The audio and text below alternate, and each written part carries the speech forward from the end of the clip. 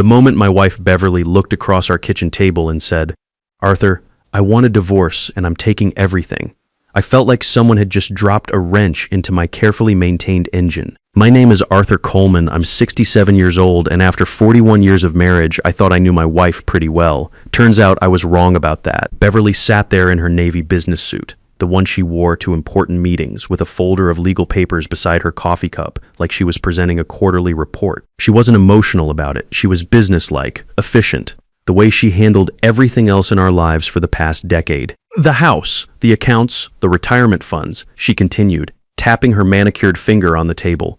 Gerald says it's all very straightforward. Gerald? So she'd already hired a lawyer. I wondered how long she'd been planning this conversation while I was downstairs in my workshop, rebuilding the transmission on our old Ford pickup. I stared at her, trying to process what was happening. This woman I'd built a life with, cooked breakfast for every Sunday morning for over 4 decades, was sitting there calmly dismantling everything we'd created together. The kitchen felt different suddenly, the cabinets I'd rebuilt from scratch 15 years ago when the originals warped from a pipe leak. The custom breakfast nook I'd designed and built with mortise and tenon joints that would last another century. The tile backsplash I'd installed myself, measuring every piece twice because Beverly wanted it perfect. "You're serious," I said. Beverly gave me that look she used to give junior executives who asked obvious questions. "Arthur, I've been planning this for months. While I was fixing the leaky faucet in the guest bathroom that she'd complained about for weeks, she was planning to take my house. While I was winterizing the garden beds and servicing the lawnmower, she was meeting with lawyers about how to divide up my life's work. I noticed she wasn't wearing her wedding ring. How long had that been gone? Had I been so focused on maintaining everything around here that I'd stopped noticing the woman I was maintaining it for? "And you believe the house is yours?" I asked. She leaned back with the confidence of someone who'd never been wrong about a business deal. "It's marital property, Arthur. Don't make this more complicated than it needs to be." I looked around our kitchen, every surface, every fixture, every detail bearing my fingerprints. The electrical work I'd rewired to bring everything up to modern code. The plumbing I'd rerouted when we remodeled. The flooring I'd installed myself, learning the technique from YouTube videos and getting it right on the 3rd try. "I see you've already filed," I said, nodding toward the folder. Beverly smiled, not the warm smile I remembered from our early years, but something sharper, more calculated.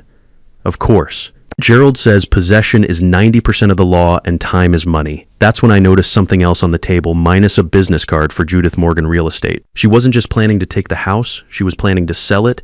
"You've already called a realtor," I said. "I'm being thorough, Arthur.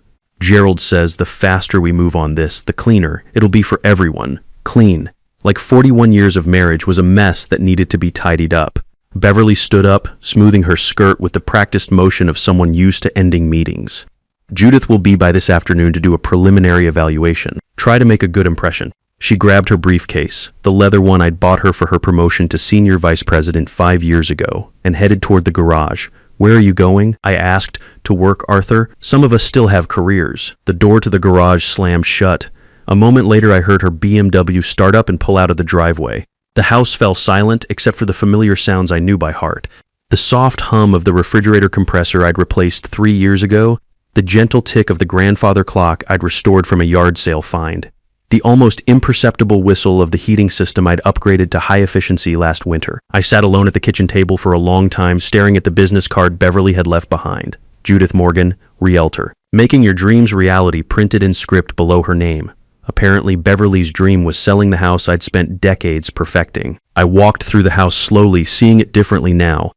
The hardwood floors I'd refinished 3 times over the years, each time learning better techniques. The crown molding I'd installed room by room, mitering every corner by hand. The built-in bookshelves in the living room that I designed to match the architectural style of our 1960s ranch home.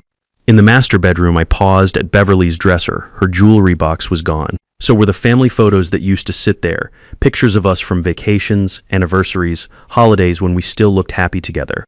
When had she packed those away? How much of our shared life had she already erased before this morning's announcement? I went down to my workshop in the basement, needing the familiar comfort of my tools and projects. This was my sanctuary, the place where I'd spent thousands of hours over the decades, building, fixing, improving.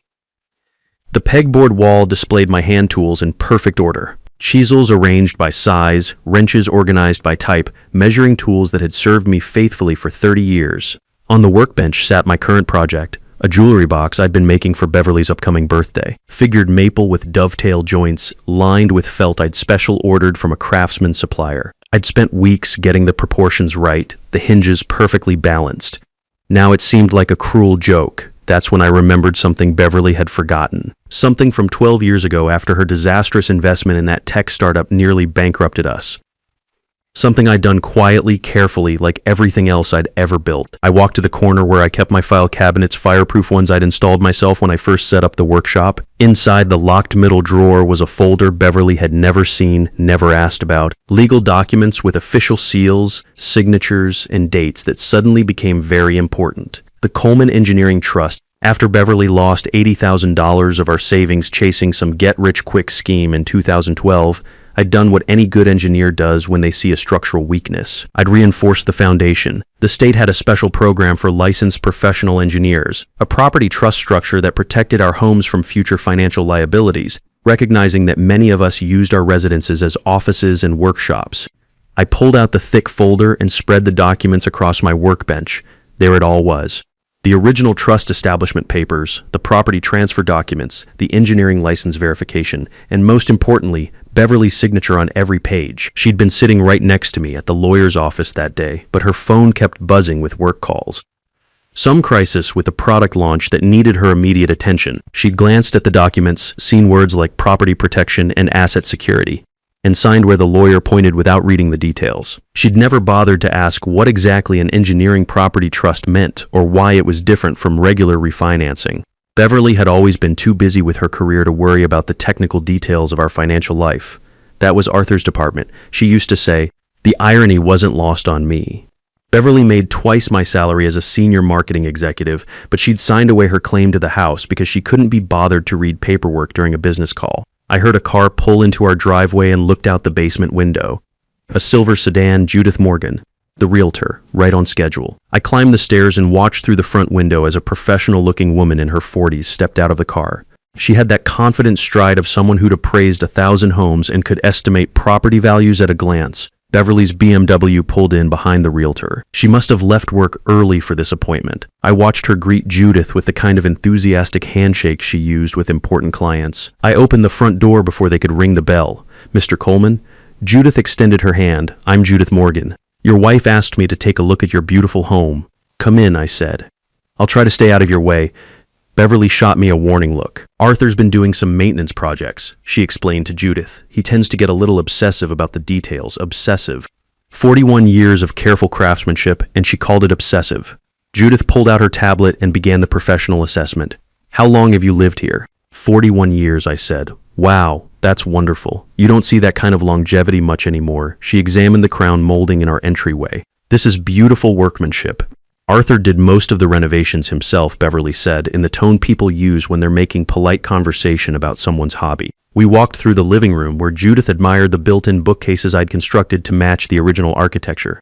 She ran her fingers along the joints where I'd seamlessly blended new wood with old. "This is exceptional craftsmanship," she said. "You don't find quality like this in modern construction." Beverly remained silent, checking her phone periodically. In the kitchen, Judith spent several minutes examining the custom cabinetry. "Did you design this layout yourself, Mr. Coleman?" "Yes, after we had water damage from a pipe leak. I gutted the whole room and rebuilt it to be more functional. The engineering is impressive. These cabinets will last decades." We moved through the dining room where I'd restored the original hardwood floors and into the hallway where I'd installed period-appropriate wainscoting. Judith took photos and made notes on her tablet. When we reached my workshop in the basement, she stopped completely. "This is incredible," she said, looking around at my tool organization. The lumber storage system I'd built, the dust collection setup I'd engineered for my woodworking equipment. "This is a professional-grade workshop. Arthur was an engineer before he retired."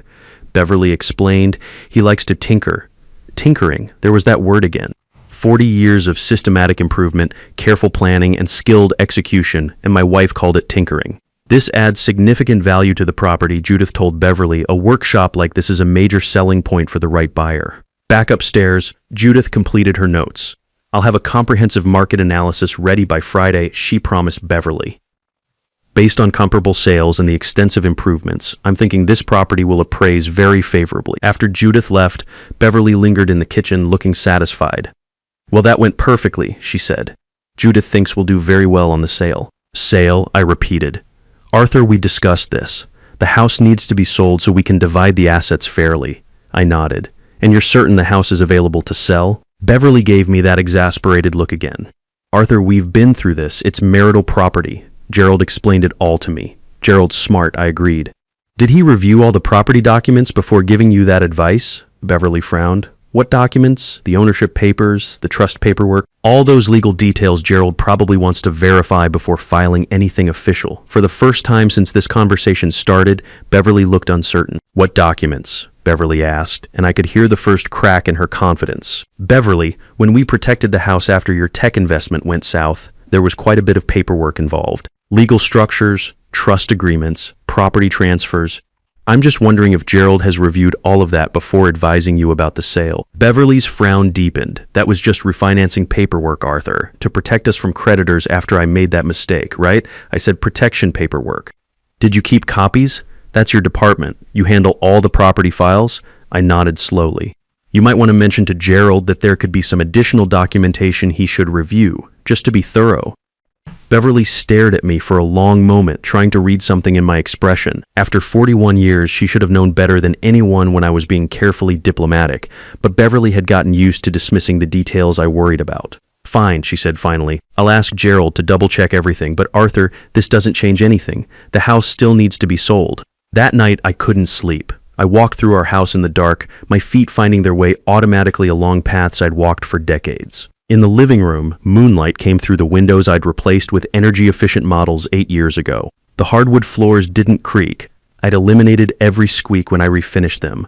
I thought about the early years, when Beverly and I were a team, when she'd hold flashlights for me while I rewired outlets or helped me measure twice before I cut once. Back when she appreciated the work that went into making a house a home, the change had been gradual. As Beverly climbed the corporate ladder, she'd become less interested in the domestic details. Home became the place she came to rest between business trips and late meetings. My projects became background noise to her increasingly important career. I wasn't bitter about her success. I was proud of what she'd accomplished. But somewhere along the way, Beverly had started measuring everything by its financial value rather than the effort that went into it. My careful craftsmanship became tinkering. My workshop became Arthur's hobby room. The house I'd spent decades perfecting became just another asset to be liquidated. The next morning, Beverly left early for a breakfast meeting. I made coffee and sat at the kitchen table, looking out at the backyard I'd landscaped myself. The deck I'd designed and built to Beverly's specifications, complete with built-in planters and proper drainage. The garden beds where I'd amended the soil and installed irrigation systems so Beverly could have the flower garden she'd always wanted. Around 10 a.m., I drove to Marilyn Foster's law office downtown. Marilyn was a property attorney I'd known for 15 years, ever since I'd helped her husband rebuild their deck after a storm damaged it. She had the kind of practical legal mind that cut through complications to find sensible solutions. Arthur Coleman, she said when her secretary showed me in. I haven't seen you since you fixed Jim's workshop ventilation. What brings you here? I handed her the folder from my file cabinet. I need you to review some documents. Marilyn opened the folder and began reading carefully, really reading, not the way Beverly had skimmed through everything years ago. She took her time with each page, occasionally making notes on a legal pad. This is very thorough work, she said after several minutes. Who prepared the original trust structure? Peterson and Associates. They handled the engineering professional trust program. Marilyn nodded, good firm. They know property law. She flipped to the next section. Your wife signed all the transfer documents. She was sitting right next to me. Had some work crisis on her phone, but she signed everything. And she understood what she was signing. I thought about that day 12 years ago. Beverly's impatient sighs every time the lawyer tried to explain something. Her dismissive wave when he offered to review each document section. Her irritated just show me where to sign, I have a conference call in 20 minutes. She had every opportunity to read the documents, I said carefully. Marilyn smiled slightly. That's not exactly the same thing, is it? No, but it's what matters legally. She closed the folder. Arthur, your wife can certainly try to claim the house in divorce proceedings. She's entitled to legal representation and her day in court. But she's going to face some significant obstacles. The Coleman Engineering Trust isn't just a piece of paper. It's a legally binding structure that transferred ownership and control of the property. The house isn't technically available for standard marital asset division. I felt something loosen in my chest that I hadn't even realized was tight. So the trust protects the property? The trust doesn't just protect it, Arthur. According to these documents, you have exclusive authority as trustee to determine the future use, sale, or retention of the property, meaning your wife can't force a sale without your consent, and if she tries to challenge the trust in court, she'll have to prove it was established fraudulently or under duress. Marilyn leaned back in her chair. Given that she signed everything voluntarily and had legal representation present, that's going to be very difficult to prove. We talked for another hour about legal strategy and potential complications. Marilyn agreed to represent me if Beverly followed through on the divorce proceedings. More importantly, she confirmed what I'd hoped but hadn't dared to believe. The house I'd spent 41 years improving wasn't going anywhere without my permission. When I got home, Beverly's car was in the driveway. I found her in the kitchen, on the phone with someone, her voice tense. "What do you mean you need to review additional documentation?" She was saying, "Gerald, I hired you because you said this would be straightforward." She looked up when I walked in, covering the phone with her hand. "Gerald wants to see the property files," she said, "all the refinancing paperwork from 2012. "Do you know where that is?" I nodded toward my workshop. "It's all filed downstairs. I can get it for him." Beverly looked relieved. "See? Arthur will get you everything you need," she said into the phone. "How long will this delay things?" I couldn't hear Gerald's response, but Beverly's expression changed as he spoke. "What do you mean potentially significant complications?" The next week moved like a slow-motion disaster for Beverly. Gerald requested meeting after meeting, each one leaving her more frustrated and confused. I watched her confidence erode day by day as she realized her straightforward divorce was becoming anything but simple. "Gerald says there might be some complications with the property division," she told me over dinner one night, picking at her salad. "Something about the trust structure being more complex than he initially thought." I nodded sympathetically. "Legal paperwork can be tricky. He wants to bring in a specialist, someone who understands property trusts." Beverly looked across the table at me. "Arthur, what exactly did we sign back in 2012? "Protection documents," I said. "After you lost the money on that startup, remember? We needed to make sure the house couldn't be touched by creditors if anything else went wrong. But it was just temporary protection, right?" I met her eyes. "You might want to ask Gerald about the specific terms. I'm sure he'll explain everything once he's had time to review all the documentation." 3 weeks later, we sat in a courthouse that smelled like old paper and floor wax. Beverly wore her most expensive business suit, navy blue, with subtle pinstripes that cost more than most people's monthly salary. She'd had her hair done that morning and carried herself with the posture of someone accustomed to winning important meetings. Gerald Mitchell sat beside her, looking less confident than he had when this all started. The folder in front of him was much thicker now, and I could see yellow sticky notes marking dozens of pages. I sat next to Marilyn, who carried a simple manila folder and looked completely calm. She'd worn a conservative gray suit and had her reading glasses hanging from a chain around her neck. Everything about her suggested competence without flash. Judge Roland Hayes reviewed the initial filings with the patient expression of someone who'd presided over hundreds of divorce cases. When he looked up, Gerald cleared his throat and began his presentation. "Your Honor, this case involves the division of marital assets accumulated over 41 years of marriage.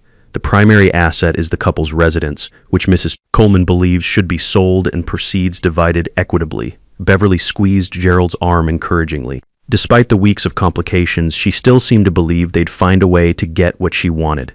Judge Hayes nodded. That would be the standard approach for marital property. However, Gerald continued, and I could hear the reluctance in his voice.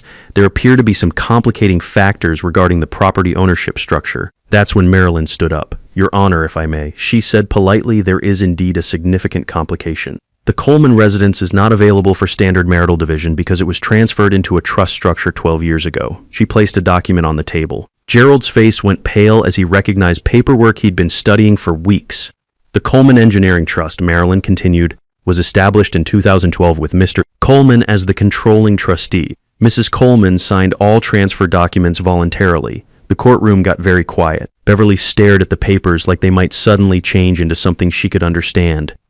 "This can't be right," she whispered, loud enough for everyone to hear. Judge Hayes examined the trust documents carefully, taking his time with each page. The silence stretched out until I could hear the ventilation system humming overhead. "Mr. Mitchell," the judge said finally, "were you aware of this trust arrangement when you filed the initial divorce petition?"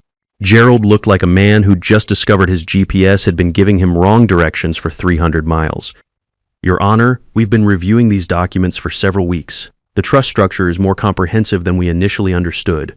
"What does that mean?" Beverly demanded, forgetting courtroom protocol. Judge Hayes looked directly at her. Mrs. Coleman, it means the house you're trying to divide was legally transferred into a trust 12 years ago. You signed the documents authorizing that transfer. That was refinancing paperwork. Beverly protested. No, ma'am, Marilyn said calmly. Those were trust establishment documents that transferred ownership and control of the property to the Coleman Engineering Trust with your husband as trustee. Beverly turned to Gerald with a look of pure betrayal. You said this was straightforward. Gerald loosened his tie. Mrs. Coleman, property law can be complex, especially when professional trusts are involved. Judge Hayes consulted the documents again. According to the trust agreement, Mr. Coleman has exclusive authority to determine the future use, sale, or retention of the property. The house cannot be sold or transferred without his consent as trustee. The words hit Beverly like a physical blow. She sat back in her chair, staring at me as if I'd just performed a magic trick. So he gets the whole house? She asked weakly. The trust controls the house. Judge Hayes corrected. And Mr. Coleman controls the trust. Beverly looked around the courtroom desperately, seeking some authority figure who might override this impossible reality. But there was only the judge, the lawyers, and 12 years of legal paperwork that she'd signed without reading. This is insane, she said, her voice rising. I lived in that house for 41 years. Yes, ma'am, Marilyn replied respectfully. You lived there as a beneficiary of the trust, which allowed you full use and enjoyment of the property. But the trust structure protected the asset from exactly the kind of division being sought here. Gerald shuffled through his papers one last time, looking for some legal loophole that might save his client's case. There wasn't one. Judge Hayes closed the file. The residence will remain under the control of the Coleman Engineering Trust. We can proceed with division of the remaining marital assets. When we walked out of that courthouse, Beverly was a completely different person than the confident executive who'd sat across from me in our kitchen weeks ago. Gerald was already talking about reassessing our strategy for the remaining assets, but we both knew the game was over. Beverly had spent months planning to take everything. She'd hired an expensive lawyer, scheduled property appraisals, and probably already picked out her new condo downtown. What she'd never considered was that the quiet engineer she'd been married to for 41 years might have been planning too. Not for divorce, I'd never wanted that. But for protection, for the day when someone might try to take away the house I'd spent 4 decades building, improving, and perfecting. I stood on those courthouse steps, breathing the fresh autumn air, and felt something I hadn't felt in months: peace. The house was safe. Every room I'd renovated, every system I'd upgraded, every improvement I'd made with my own hands, it was all still mine. Beverly moved out the following week. The house has never been quieter or more peaceful than it is now. Sometimes the most powerful weapon against someone who underestimates you is simply letting them underestimate you, while you quietly prepare for the moment when preparation meets opportunity. In marriage, as in engineering, it's not about who makes the most noise or earns the biggest paycheck. It's about who pays attention to the details that really matter when everything else falls apart.